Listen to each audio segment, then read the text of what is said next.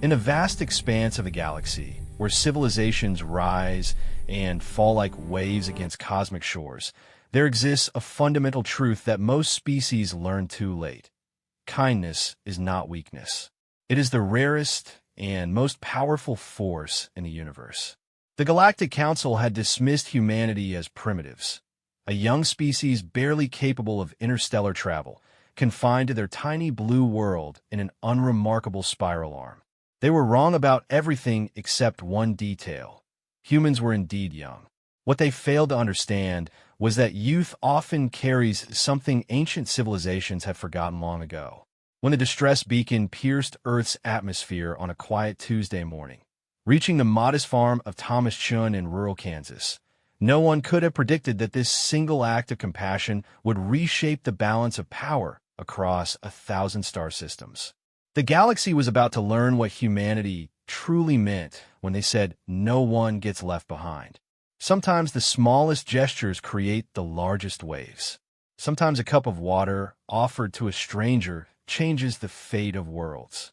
And sometimes the most powerful weapon in the universe is simply caring enough to help. Thomas Chun wiped the sweat from his forehead as he guided his old tractor across the cornfield. The Kansas sun beat down mercilessly on this Tuesday morning in late July, and the weather forecast promised another scorching day. At 62, Tom had been farming this land for over 30 years, and he knew every inch of his 500 acres like the lines on his weathered hands. The tractor's engine coughed and wheezed, reminding him that he needed to save up for repairs. Money was tight this year, like every year, but Tom had learned long ago that worrying about things beyond his control was a waste of good energy. He focused instead on the steady rhythm of his work, the familiar comfort of soil and growing things. It was just after 9 in the morning when he saw the smoke. A thin black column rose from his back 40, near the old oak tree that had stood sentinel over his property since before his grandfather's time. Tom's first thought was wildfire, and his heart jumped. But as he drew closer, bouncing over the rutted dirt path that led to the far edge of his property, he realized the smoke wasn't spreading. It rose straight up in the still air, as if contained to a very specific spot. When he crested the small hill that overlooked the back pasture, Tom stopped the tractor and stared. There was a hole in his field. Not just any hole, but a perfectly round crater about 20 feet across, with something metallic gleaming at the bottom. Steam rose from the disturbed earth, and the grass around the rim was singed black. Whatever had made this crater was still down there. Tom climbed down from his tractor, grabbing his thermos of coffee and the first aid kit he always kept in the cab. His practical farmer's mind cataloged what he was seeing. No airplane debris, no recognizable machinery, and the object at the bottom of the crater was like nothing he had ever encountered. It was sleek and silver, about the size of a small car, with no visible seams or markings. As he approached the edge of the crater, a section of the metallic object suddenly hissed open with a sound like pressurized air escaping. Tom instinctively took a step back, his hand moving to the cell phone in his pocket. Maybe he should call the sheriff, or the fire department, or someone who knew about these things. But then he heard it. A low moan of pain. Tom had heard that sound before, from injured animals, from his late wife during her final illness, from his own throat when he'd broken his leg falling from the barn roof. It was the universal sound of suffering, and it cut straight through his caution. "Hello," he called out, moving closer to the edge of the crater. "Are you hurt? Can you hear me?" The moaning stopped, replaced by what sounded like rapid, chittering speech in no language Tom had ever heard. Then, clear as day in accented English, "Please help." Tom didn't hesitate.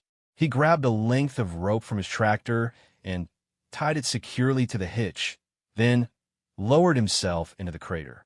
The sides were steep, but manageable, and he made his way down carefully, his boots finding purchase on the disturbed earth.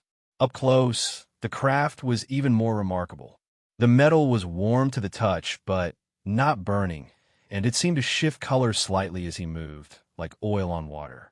The opening was just large enough for him to peer inside. What he saw there changed everything he thought he knew about the world. The being inside was clearly not human, but it was obviously intelligent and in obvious distress. It stood about 4 feet tall, with skin that shifted between blue and purple like an opal in sunlight. Its face was elongated, with large eyes that held an unmistakably intelligent awareness. One of its arms hung at an odd angle, clearly broken, and a dark substance that might have been blood seeped from several wounds. "Easy there," Tom said in the same gentle voice he used with injured animals. "I'm here to help. My name is Thomas. Can you understand me?" The being's large eyes fixed on him with desperate hope. "Thomas," it repeated, the syllables strange in its mouth. "I am. My name translates to Keeper of Stories. My ship is damaged. I am damaged. I did not mean to fall on your land." Tom looked around the small interior of the craft, noting the strange symbols that glowed faintly on various surfaces, the seats that seemed molded for a different anatomy entirely. "How badly are you hurt?" "I've got some first aid supplies, but I'm not sure what would help you." "My arm is broken. As you can see, there is internal bleeding, but not severe. My people healed differently than yours, but—" The being paused, its large eyes studying Tom's face. "Why are you helping me? You do not know what I am. I could be dangerous." Tom considered this for a moment, then shrugged. "Could be, but you're hurt. You asked for help, and you seem decent enough. That's good enough for me." For a long moment, Keeper of Stories simply stared at him. Then, in a voice filled with wonder, it said, "In all my travels across the galaxy, I have never encountered anything like this. Your species is remarkable." "We're just people," Tom said, climbing into the cramped space. "Now let's see about that arm." Tom had set bones before on animals and once on his neighbor's son who'd fallen from his bike. The principles seemed similar, though the being's anatomy was clearly different. With Keeper of Stories guiding him, he managed to create a makeshift splint using materials from both his first aid kit and components the alien indicated from its ship. "The bleeding has stopped," Keeper of Stories observed as Tom worked. "Your touch is healing somehow. This should not be possible. Sometimes a little kindness goes a long way," Tom said, though he had noticed something odd too. The being's wounds did seem to be healing faster than they should, and there was a warm tingling in his hands as he worked. As he helped the injured alien, Tom learned that Keeper of Stories was a scout for something called the Hegemony, a vast galactic confederation of species. It had been fleeing from pursuers when its ship was damaged, and it crashed on Earth. "These pursuers," Tom said as he finished adjusting the splint, "they dangerous?" "Very," Keeper of Stories replied grimly. "They're called the Devourers. They consume entire worlds, not just for resources, but for the life force itself. They have been expanding across this galaxy for millennia, and few can stand against them. And they're chasing you specifically? I carry information about their next target, a world with over 40 billion sentient beings. If I cannot deliver this information to the Hegemony fleet—" The being's voice trailed off, but the implication was clear. Tom was quiet for a long moment, processing this. Then he asked, "How long before they get here?" "Perhaps 3 of your days, perhaps less. My ship's communication array is damaged. I cannot call for help, and I cannot leave. I'm stranded." Tom nodded slowly. "Well then, I guess we better fix your ship." Keeper of Stories stared at him in amazement. "You would help me repair my vessel, knowing that the Devourers may come here looking for me? Like I said, you seem decent enough. Besides," Tom grinned, "I've been fixing broken machinery my whole life. How different can it be?" The next several hours passed in a blur of activity. Keeper of Stories was an excellent teacher, patient and clear in its explanations. Tom discovered that he had an intuitive understanding of the alien technology that surprised both of them. Where the being expected him to struggle with foreign concepts, Tom grasped them quickly and often suggested improvements. "Your species has an unusual aptitude for understanding complex systems," Keeper of Stories observed as Tom successfully rerouted power around a damaged conduit. "This should take a trained engineer cycles to accomplish." "Everything's got a logic to it," Tom said, his hands steady as he worked with components that would have baffled the world's top scientists. You just have to listen to what the machine is trying to tell you. By midday, they had restored basic power to the ship, though the propulsion system remained offline. More importantly, they had managed to get the communication array partially operational. Keeper of Stories immediately began transmitting a distress signal on frequencies that would reach the hegemony fleet. It will take time for them to receive the message and respond, the being explained. The nearest hegemony ships are many light years away. But perhaps if we can repair the ship enough to make a short-range jump. Their work was interrupted by a low humming sound from above. Both Tom and Keeper of Stories looked up to see three dark shapes moving across the sky, too geometric and purposeful to be natural. "They have found me," Keeper of Stories whispered, its skin shifting to darker hues that Tom was beginning to recognize as fear. "The Devourers." Tom looked from the approaching ships to his new friend, then at the half-repaired craft around them. "How long do you think we have?" "Minutes, perhaps. They will scan the area, determine my location, and then—" The being's voice was filled with despair. "And then they'll have to deal with me," Tom said quietly, his jaw set with determination. Keeper of Stories looked at him in confusion. "Thomas, you do not understand. These beings are monsters. They have destroyed countless worlds. You cannot fight them." Tom was already climbing out of the crater, his movements quick and purposeful. "Maybe not," he called back over his shoulder. "But I've been defending this farm for 30 years. Today won't be any different." As he reached his tractor, Tom grabbed his old hunting rifle from the cab and checked to make sure it was loaded. He knew it wouldn't do much good against alien ships, but it was what he had. He also pulled out his cell phone and dialed a number. "Sheriff Martinez? It's Tom Chun. I need you to get everyone away from the area around my farm. We've got some visitors, hostile ones, and call the National Guard or whoever handles this kind of thing." The dark ships were circling lower now, and Tom could see that they were unlike anything in human technology. They moved without any visible means of propulsion, their hulls seeming to absorb light rather than reflect it.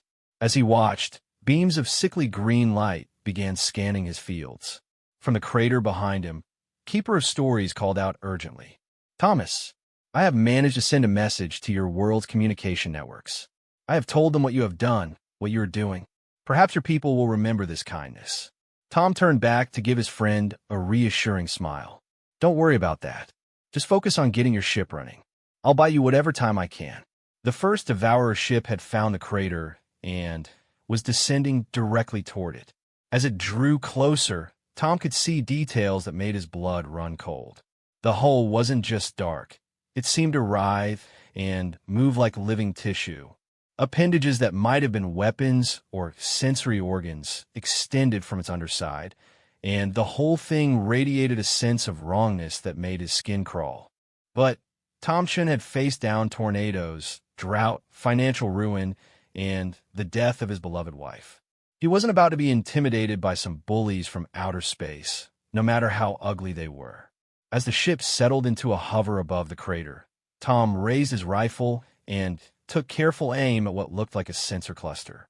He knew it was futile, but sometimes you made a stand not because you could win, but because it was the right thing to do. The shot rang out across the quiet farmland, and Tom had the satisfaction of seeing sparks fly from the alien ship's hull. It wasn't much, but it got their attention. The ship immediately swung toward him, and Tom could feel the weight of alien intelligence focusing on him with predatory interest. He worked the bolt of his rifle and chambered another round, meeting that alien gaze with steady eyes. In the distance, he could hear sirens approaching. His neighbors were coming, just like they always did when one of their own was in trouble. And somewhere out in space, he hoped someone was listening to Keeper of Stories' message and learning about the farmer who chose to help a stranger. Tom Chun took aim again and prepared to teach the galaxy something important about humanity. The battle for Earth was about to begin with one old farmer and his hunting rifle standing between a wounded friend and the enemies that would devour worlds. And somehow, in that moment, Tom felt like that might just be enough. The Devourer ship's response to Tom's rifle shot was swift and terrifying. A beam of that sickly green light lanced down from its underside, striking the ground just 20 feet from where he stood. The earth simply vanished where the beam touched it, leaving behind a perfectly smooth hemisphere of nothingness that hurt to look at directly. Tom felt his heart hammering against his ribs, but he didn't move. He worked the bolt of his rifle again and kept it trained on the alien ship. Behind him, he could hear Keeper of Stories frantically working to repair the damaged craft. The sounds of alien technology mixing with increasingly urgent chittering in its native language. "Thomas," the being called out, "you must take cover. Their weapons consume matter at the molecular level." "Kind of figured that," Tom replied, never taking his eyes off the Devourer's ship. "How's that repair work coming?" "I have restored partial power to the engines, but the navigation system is still offline. Even if I could launch, I would likely crash again within minutes." The Devourer's ship moved closer, hovering now just 30 feet above the ground. Tom could see details that made his skin crawl. The hull wasn't just dark. It was covered in what looked like veins of pulsing light, and the air around it seemed to shimmer with heat distortion. Worse, he was beginning to hear something at the very edge of perception, a low humming that seemed to bypass his ears entirely and vibrate in his bones. From the direction of the county road, the sound of approaching vehicles grew louder. Sheriff Martinez's patrol car came bouncing over the dirt track toward Tom's farmhouse, followed by what looked like half the volunteer fire department and several pickup trucks that Tom recognized as belonging to his neighbors. The second Devourer ship immediately broke off its circling pattern and swooped toward the newcomers with predatory speed. Tom watched in horror as that same green beam began to charge beneath its hull. Without thinking, he shifted his aim and fired again, this time at the second ship. The bullet sparked off its hull, and while it did no real damage, it served its purpose. The ship abandoned its attack run on the approaching humans and swung back toward Tom with what he could only describe as alien rage. Both ships were focusing on him now, their weapon systems charging with an ominous whine that seemed to make the air itself vibrate. Tom knew he had perhaps seconds before they turned him into a smoking hole in the ground, but those seconds might be enough for everyone else to get clear. That was when the first miracle happened. Sheriff Martinez's patrol car came roaring over the last hill at a speed that would have been reckless on a paved highway, let alone a dirt farm road. But instead of sliding to a stop and taking cover as any sensible person would do, the sheriff kept coming straight toward the alien ships with his light bar flashing and his siren wailing. "What the hell is Martinez doing?" Tom muttered, and then he saw it. The lead Devourer's ship, the one that had been about to fire on him, suddenly shuddered in the air as if it had hit an invisible wall. The green light building beneath its hull flickered and went out. The ship's smooth flight became erratic, wobbling like a drunk bird. Behind Tom, Keeper of Stories let out what sounded like a gasp of amazement. "Impossible. The neural disruptor field is failing." "The what now?" Tom called back, still keeping his rifle trained on the ships, even though they seemed to be having some kind of mechanical problems. "Devourers control their technology through neural interface," Keeper of Stories explained rapidly. "But there is interference. Something is disrupting their connection to their ships." Tom looked around, trying to figure out what could be causing this interference, and his eyes fell on Sheriff Martinez's patrol car. The man was still charging toward them with his siren blaring, and Tom suddenly understood. "It's the siren," he breathed. "The frequency is messing with their heads." As if to confirm his theory, the second Devourer ship began to wobble as well when Miguel Santos's fire truck crested the hill with its own sirens and horns adding to the cacophony. The volunteer fire department truck was followed by no fewer than 6 pickup trucks, and every single one of them was making as much noise as possible. Tom had never been prouder of his neighbors. The lead Devourer ship was clearly in trouble now, losing altitude and listing to one side. But instead of retreating, it seemed to be making a last desperate attempt to complete its mission. The ship swung around toward the crater where Keeper of Stories was working, and Tom could see the weapon systems trying to charge again despite the obvious interference. Tom didn't hesitate. He dropped his rifle and ran straight toward the faltering alien ship. It was 20 feet off the ground and dropping fast, its hull now clearly visible as some kind of biotechnological hybrid that pulsed and writhed like a living thing. As Tom got closer, he could see what looked like an access hatch on the ship's underside, partially open as if the interference was affecting even basic ship functions. Without really thinking about what he was doing, Tom grabbed onto one of the ship's landing struts as it passed overhead. The alien metal was warm and seemed to pulse under his touch, but he held on tight as the ship carried him up into the air. The Devourer's ship lurched violently, as if the pilot was trying to shake him loose. But Tom had grown up climbing trees and barn rafters, and he wasn't about to be thrown off by some alien bully.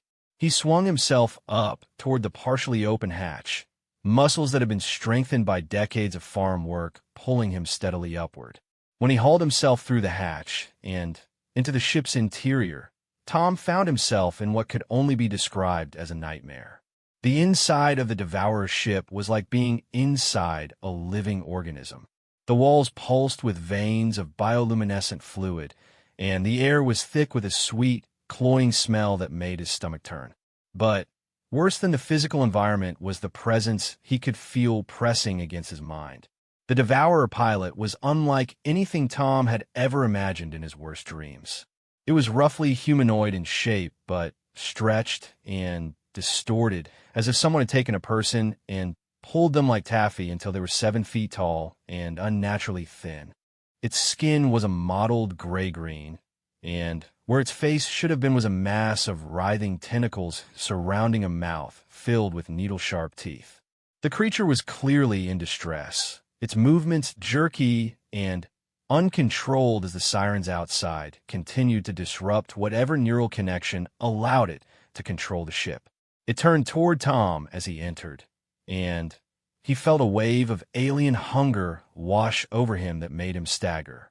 But Tom Chin had faced down plenty of dangerous animals in his time, and he knew that the secret was not to show fear. He straightened up, looked the Devourer straight in what might have been its eyes, and said firmly, "That's enough." The creature paused, clearly not expecting this reaction. Tom pressed his advantage. "You're going to turn this ship around and leave?" He continued in the same tone he might have used with a neighbor's dog that was threatening his chickens. "My friend down there isn't bothering anybody, and you've got no business here." The Devourer made a sound like grinding metal and lunged at him with inhuman speed. But Tom had been expecting this. He sidestepped the creature's attack and grabbed what looked like it might be a control interface from the nearest wall. The moment his hands touched the alien controls, several things happened at once. First, the ship lurched violently and began to climb, pulling away from the ground, and the crater where Keeper of Stories was still working. Second, Tom felt a sudden rush of information flood his mind as the ship's systems somehow interfaced directly with his thoughts. He could see the positions of the other Devourer ships, feel the status of the ship's weapons and engines, and understand with crystal clarity exactly how the craft operated.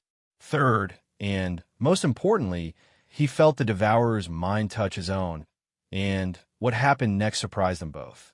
Where the creature expected to find fear and desperation, it found instead the calm, steady determination of a man who had spent his life solving problems and protecting the things he cared about. Where it looked for weakness to exploit, it found the kind of inner strength that came from decades of facing down challenges with quiet competence. But more than that, the Devourer encountered something it had never experienced in all its millennia of conquest: genuine kindness. Tom's desire to help Keeper of Stories, his willingness to risk his own life for a being he had just met, his immediate acceptance of the alien as a friend in need of aid, all of this hit the Devourer's mind like a physical blow. For a creature that existed on conquest and consumption, that fed on fear and despair, Tom's simple human decency was like poison. The devourer reeled back with a shriek that Tom felt more than heard. And in that moment of contact, Tom saw something that changed everything. He saw what the creature really was. Beneath the monstrous exterior, beneath the predatory hunger and the alien cruelty, he saw the remnants of something that had once been like him. The devourers hadn't always been monsters. They had been transformed, corrupted by something even worse than themselves, turned into tools of a force that consumed entire galaxies. And in that moment of understanding, Tom made a choice that would echo across the stars. Instead of trying to destroy the creature, instead of fighting it or driving it away, he did the most human thing possible. He offered it help. "I see what happened to you," he said quietly, his hands still on the ship's controls. "I see what they did to you and your people. It doesn't have to be this way." The devourer's shriek cut off abruptly. For a moment that lasted an eternity, the two beings stared at each other across an impossible gulf of species and experience. Then, in a voice like grinding stone, the creature spoke. "Impossible. The hunger, the need, is all we are now." "No," Tom said firmly. "It's what they made you. But you chose to stop when I asked. That means there's still something left and they're worth saving." Through the ship's systems, Tom could feel the other devourer vessels converging on their position. He had perhaps minutes before they would overwhelm his neighbor's impromptu defense and complete their mission. But instead of panic, he felt a growing certainty that there was another way. "Help me save my friend," he said to the creature that had come to destroy them all. "Help me stop this, and maybe we can find a way to save you too." The devourer stared at him for a long moment, its tentacled face unreadable. Then, with movements that seemed to cause it physical pain, it reached for a different set of controls. "The others will not understand," it said. "They will attack us both." "Then we better move fast," Tom replied, his hands learning the alien ship's systems with impossible speed. "Think you can teach an old farmer how to fly this thing?" Far below them, Keeper of Stories looked up from the nearly repaired craft to see one of the devourer's ships climbing away from the crater with impossible grace, while the other two ships seemed to be having mechanical problems. The alien scout could not have imagined the conversation taking place in the ascending craft. But something in the way the ship moved told it that the impossible had happened. Thomas Chun, a simple farmer from Kansas, had just accomplished something that no military force in the galaxy had managed in 1,000 years of warfare. He had convinced the devourer to change sides. The converted devourer ship, now under Tom's guidance and its original pilot's reluctant cooperation, climbed steadily away from the farm while chaos erupted below. The other two devourer vessels had recovered from an initial siren assault and were now circling the crater like angry wasps, their weapon systems charging for what would surely be a devastating attack. Tom could feel the ship's systems responding to his thoughts in ways that should have been impossible. The neural interface that allowed devourers to control their vessels was designed for their specific brain structure, yet somehow his human mind was adapting to it with startling ease. This should not work, the devourer pilot, who had reluctantly identified itself as something that translated to Harvester of Sorrows, observed. Its voice had lost some of its grinding quality and was becoming almost conversational. "Your neural patterns are completely incompatible with our technology." "Yeah, I've always been good with machines," Tom replied, his attention split between learning the ship's systems and watching the tactical display that showed the positions of the other vessels. "Right now I need to focus on stopping your friends down there before they hurt someone." Through the ship's sensors, Tom could see his neighbors taking cover behind their vehicles as the remaining devourer ships prepared to attack. Sheriff Martinez had positioned his patrol car between the alien ships and the crater where Keeper of Stories was working, while Miguel Santos and the volunteer firefighters were setting up what looked like a water cannon pointed at the nearest enemy vessel. "Your people show remarkable courage in the face of certain death," Harvester observed. "But water will not harm our ships." "Maybe not," Tom said, "but it might give us the distraction we need. Can this ship's weapons disable the others without destroying them?" Harvester's tentacled face writhed in what might have been confusion. You wish to preserve the ships and their crews. I wish to stop the violence without creating more casualties than necessary, Tom clarified. Is it possible? For a moment, Harvester was silent, and Tom could feel the alien mind processing this concept as if it were something entirely foreign. Finally, the creature spoke. The neural disruptor that affects us when we hear your people's sirens, it could be modified and amplified. It would incapacitate the crews without damaging the vessels. Do it. As Harvester began modifying the ship's systems, Tom opened a communication channel to the ground. Keeper of Stories, can you hear me? The reply came immediately through the ship's speakers. Thomas, you are alive. How is this possible? The ship's biosignature indicates a Devourer crew, but long story, friend. Right now, I need you to get everyone to cover and prepare that ship of yours to fly. We're going to try something. The ship is nearly ready, but I do not understand what you intend to do. Tom looked at Harvester, who was working at a console with movements that seemed less mechanical and more purposeful than before. We're going to show the galaxy something new. The first Devourer ship ever to fight on the side of the good guys. The modification took only minutes, during which Tom watched with growing concern as the two remaining Devourer ships continued to circle his farm. He could see weapons charging, targeting systems locking onto his neighbors' positions, and he knew they were almost out of time. Ready, Harvester announced. But you must understand, once we do this, my former comrades will mark us both as traitors to the Hive. There will be no sanctuary for us anywhere in Devourer space. Then, we better make sure there are new friends to take us in, Tom replied. Fire when ready. The modified neural disruptor burst from their ship like an invisible wave of force. Tom felt it pass through him as well, a momentary disorientation that left him slightly dizzy, but otherwise unharmed. The effect on the other Devourer ships was immediate and dramatic. Both vessels lurched in the air as if they had been struck by giant fists. Their smooth flight patterns dissolved into chaotic spirals as their pilots lost control of the neural interfaces. One ship managed a controlled crash landing in Tom's north pasture, while the other came down harder in the creek that ran along his property line.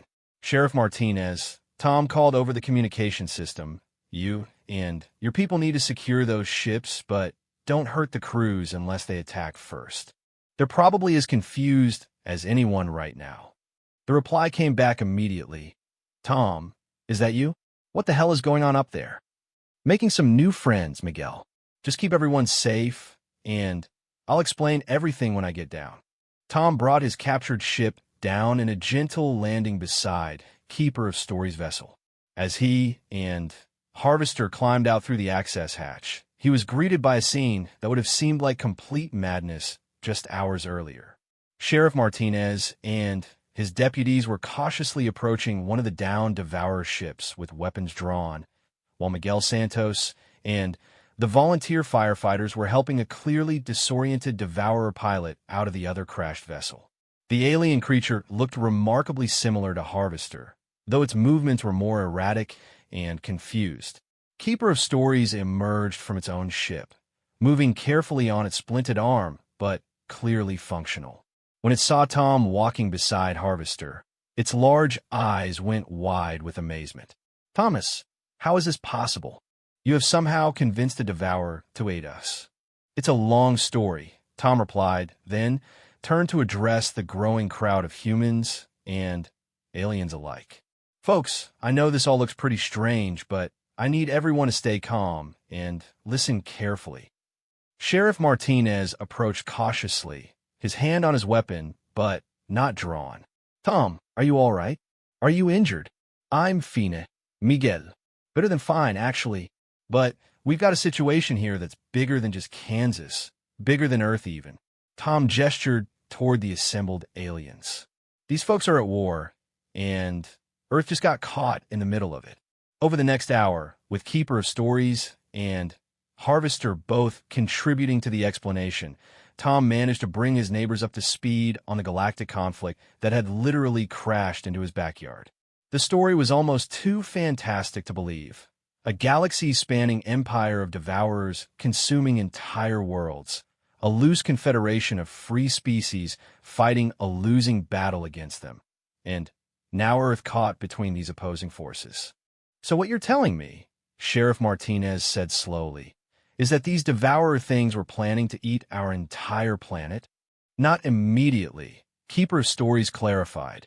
They would have harvested the information I carry, used it to locate and consume the target world, and then return for Earth when it served their strategic needs, which could be anywhere from decades to centuries. Harvester added in its grinding voice. Time means little to the hive mind. They think in terms of galactic ages. Tom's neighbor, Sarah Johansson, who had arrived with the fire department, raised her hand tentatively. And you, she pointed at Harvester. You were one of them until today? Harvester's tentacled face writhed in what Tom was learning to recognize as emotional distress. I was. We all were. The hunger was everything.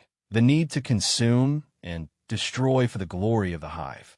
Until the creature looked at Tom. Until this human showed me that there was another way to exist.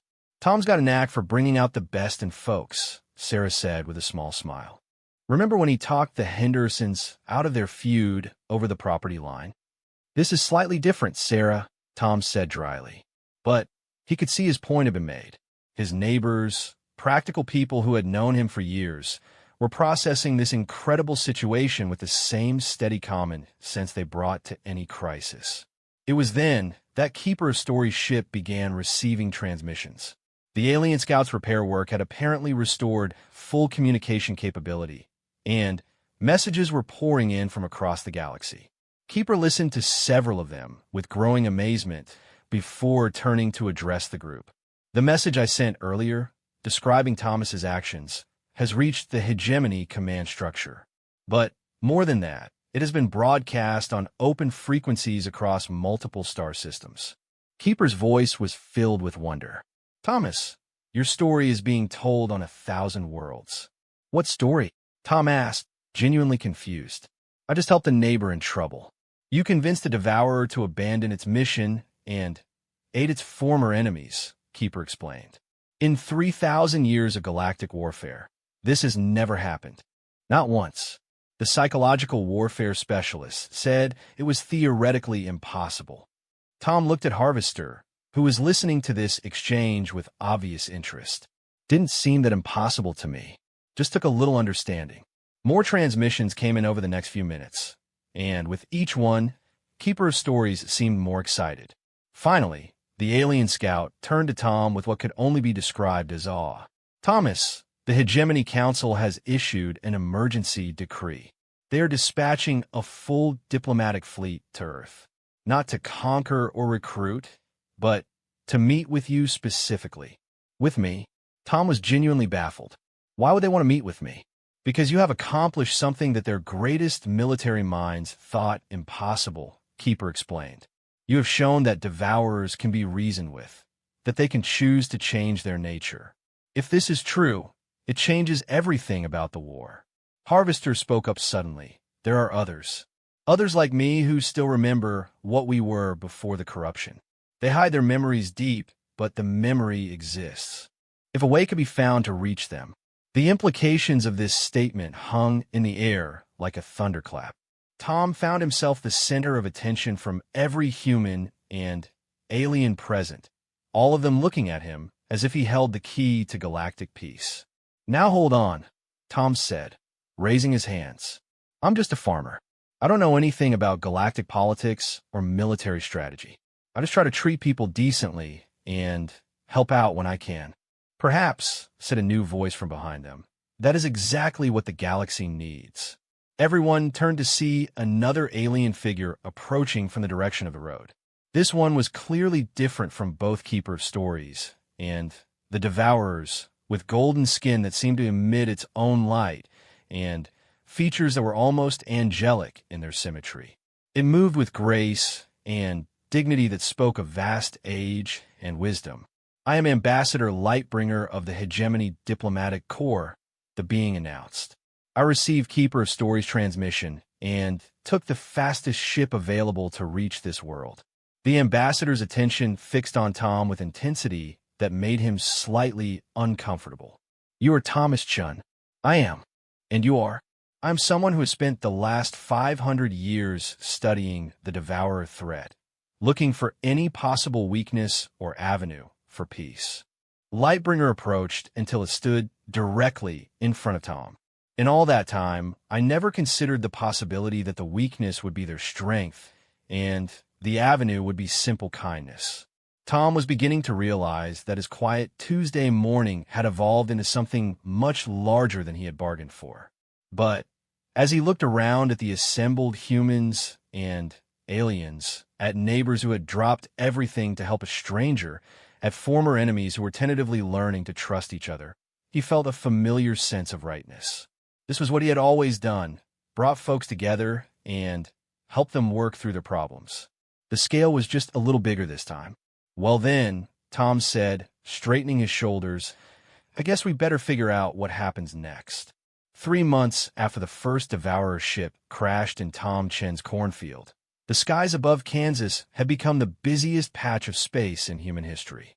The hegemony diplomatic fleet had arrived as promised, bringing with it representatives from dozens of species who all wanted to meet the human who had convinced the Devourer to change sides.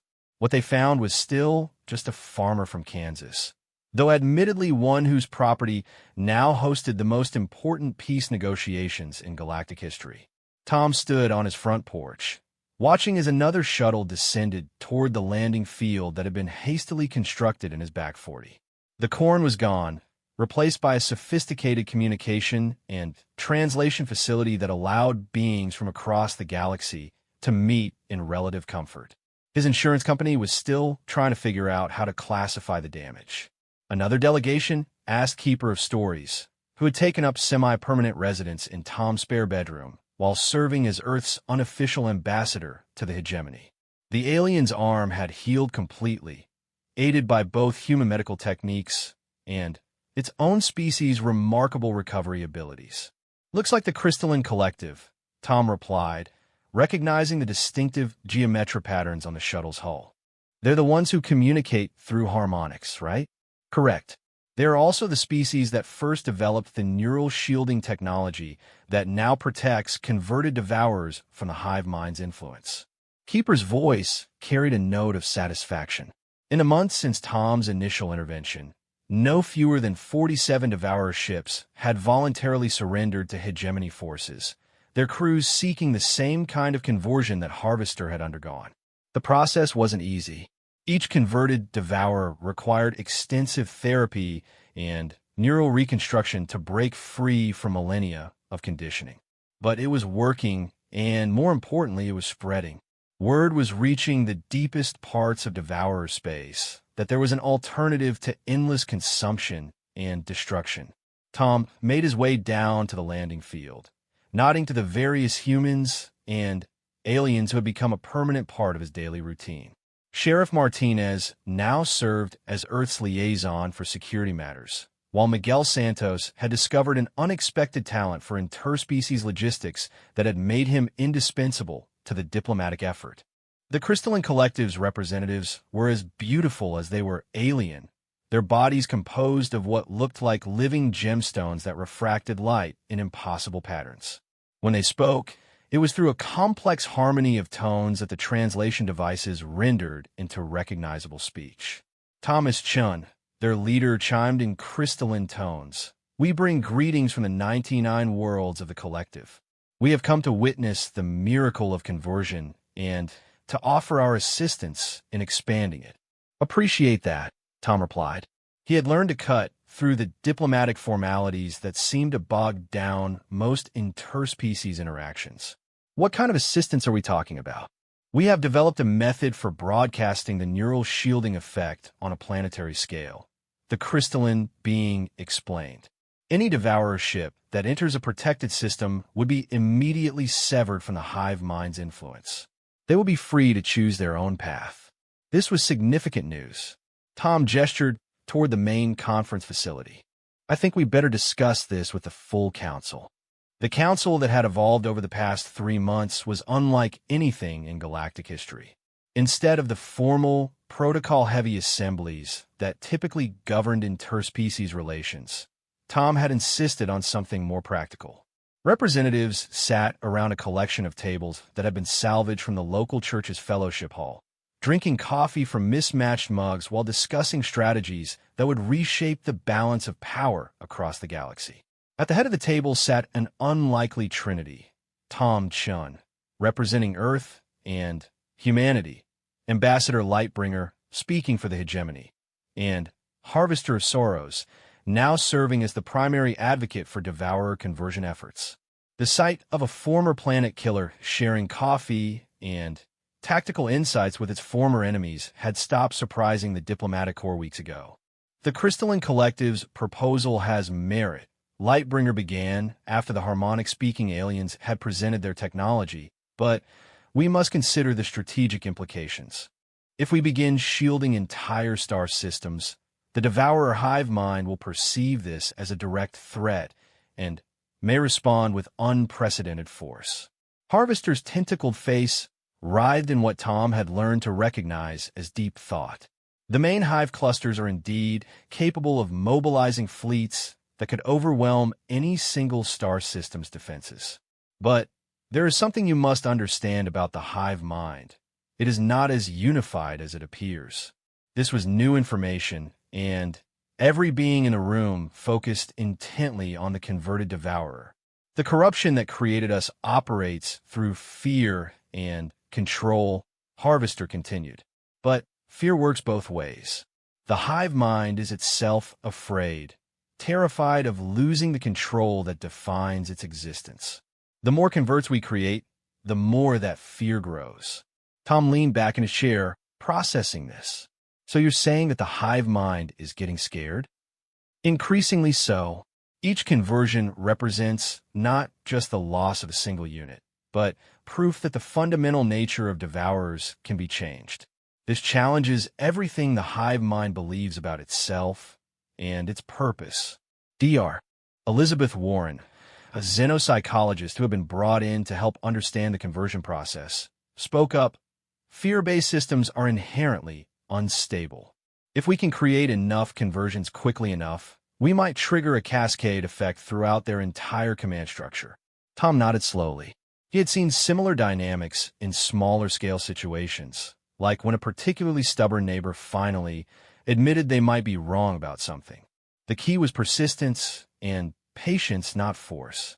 What if we combined both approaches, he suggested. The Crystalline Collective's shielding technology for defensive purposes, but also a more active outreach program. Instead of waiting for Devourer ships to surrender, we go find them. The room fell silent. Ambassador Lightbringer's luminous skin flickered with patterns that Tom had learned indicated deep concern. Thomas, that would mean deliberately seeking out Devourer forces. The risk would be enormous. The risk's enormous no matter what we do, Tom replied. At least this way, we're taking action instead of just reacting. Over the following weeks, the plan took shape. A joint fleet would be assembled, combining hegemony ships, human vessels, and, most remarkably, converted Devourer craft. The fleet would seek out isolated Devourer units and offer them the same choice that Harvester had been given: continue serving the hive mind or find a new path. The first test of this strategy came sooner than expected. Long-range sensors detected a small Devourer force approaching a system called Haven's Rest, home to a peaceful species of artists and philosophers known as the Melodic Ones. The system had no significant military presence and would be completely defenseless against even a minor Devourer incursion. Tom found himself aboard the flagship of the joint fleet, a massive hegemony dreadnought that had been retrofitted with human communication systems and crystalline neural shielding technology. As they approached the Haven's Rest system, he stood on the bridge next to Captain Starweaver, a veteran hegemony officer who commanded respect across a dozen species. Devourer force consists of 7 ships, the tactical officer reported. Standard harvesting formation. They appear to be preparing for planetary bombardment. Put me in communication with them, Tom said. Captain Starweaver looked at him with concern. Thomas, These are not isolated, confused individuals like Harvester was when you first encountered them. This is an active hive mind combat unit. They may not even acknowledge your transmission. Maybe not, Tom acknowledged. But they'll hear it. The communication channel opened, and Tom found himself speaking across the void to beings that had terrorized the galaxy for millennia. Devourer ships, this is Thomas Chone of Earth. I know you can hear me, and I know that some of you remember what you used to be before the corruption changed you. The response was immediate and vicious. Multiple Devourer ships opened fire on the joint fleet, their bioenergy weapons creating devastating light shows against the defensive shields. But Tom noticed that their fire was less coordinated than it should have been, and several shots went wide of their targets. The neural shielding is having an effect, Harvester reported from his position at a converted sensor station. I can feel their confusion through the Hive link. Some of them are fighting the override commands. Keep talking to them, Captain Starweaver urged. The shielding will only grow stronger the longer they remain in range. Tom opened the channel again. I know you're scared. I know the hive mind is telling you that surrender means death or worse. But I've got a friend here who made the same choice you're facing now, and he's still alive, still himself, just free to make his own decisions. One of the Devourer's ships suddenly broke formation, its weapons powering down. Then another and another. Within minutes, 4 of the 7 ships had ceased hostile action and were broadcasting surrender codes. The remaining 3 ships, however, seemed to become even more aggressive, as if the hive mind was pouring additional control resources into maintaining their loyalty. Their attacks became more focused and dangerous, forcing the joint fleet into evasive maneuvers. The hive mind is learning to counter our tactics, Harvester observed with concern. It is concentrating its control on the most resistant units while abandoning those it cannot hold. Tom watched as one of the unconverted Devourer ships lined up for what looked like a suicide run on a hegemony cruiser. The ship was clearly damaged, and its shields were failing, but it continued its attack with mechanical determination. Can we extend the shielding effect? Tom asked. Not without risking damage to our own systems, the Crystalline Collective representative chimed. Tom made a decision that would later be analyzed by military strategists across the galaxy. Instead of allowing the joint fleet to destroy the remaining Devourer ships, he ordered them to be disabled and boarded. You want us to capture them alive? Captain Starweaver asked in amazement. I want us to save them, Tom corrected.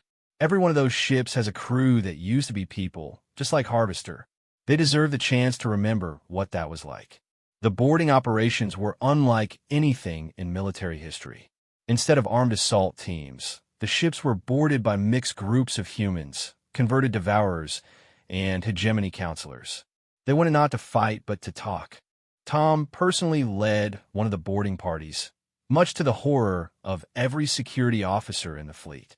When he stepped aboard the damaged Devourer ship, he found himself face to face with 3 creatures so consumed by hive mind control that they could barely function as individuals. I know you're in there, he said to the nearest one, a being whose tentacled face was completely motionless with rigid control. I know you remember being someone before this. You don't have to be afraid anymore. The conversion process took hours instead of the instant changes that had occurred with Harvester and others. These beings had been under hive control for so long that their individual personalities had almost been completely suppressed. But slowly, with patience and the help of previously converted Devourers, they began to remember who they had been.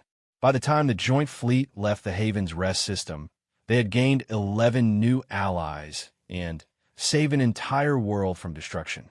More importantly, they had proven that even the most deeply controlled Devourers could be reached and saved. Word of the Haven's rest victory spread across the galaxy even faster than news of Tom's original intervention. More species joined the coalition, offering resources and technologies to support the conversion effort. Devourer surrender rates increased exponentially as crews learned that they truly could choose freedom. But perhaps the most significant development came from an unexpected source. Deep in Devourer space, in systems that had been consumed millennia ago, reports began to emerge of rebellion. Entire Devourer fleets were going silent, their crews apparently cutting their own connections to the hive mind rather than waiting for outside intervention. Tom received the news while sitting on his front porch with a cup of coffee, watching the sunset over the diplomatic facility that had replaced his cornfield. Keeper of Stories sat beside him, reading reports on a tablet that still looked impossibly advanced despite having become commonplace around the farm. "Thomas," Keeper said softly, "I have received a transmission from the deepest reaches of former Devourer space. There are rumors of entire worlds declaring independence from the hive mind. Some are even attempting to restore the ecosystems that were consumed centuries ago." Tom sipped his coffee thoughtfully. "Guess word travels fast out there. It is more than that, I think. You have started something that cannot be stopped. The idea that change is possible, that redemption is available even for the worst monsters, is spreading like wildfire through every species that has suffered under Devourer oppression. And what about the hive mind itself? What happens when it runs out of loyal servants?" Keeper's large eyes reflected the orange light of the setting sun. "I do not know. No one does. This is unprecedented in galactic history. But I believe that whatever happens, the galaxy will be a better place because one farmer decided to help a stranger." Tom looked out at the stars just beginning to appear in the darkening sky, knowing that somewhere among them, beings who had once been monsters were learning to be people again. It had started with a simple act of kindness in a Kansas cornfield, but it had become something much larger. "You know what I think?" Tom said finally. "What?" "I think the universe just needed someone to remind it that everybody deserves a second chance." As if in response to his words, a streak of light crossed the sky above them. Another ship carrying another species to join the growing coalition of beings who believed in the radical idea that even the worst enemies could become the best allies, if someone was willing to show them how. The galaxy was learning something important about humanity. When humans said no one gets left behind, they really meant everyone.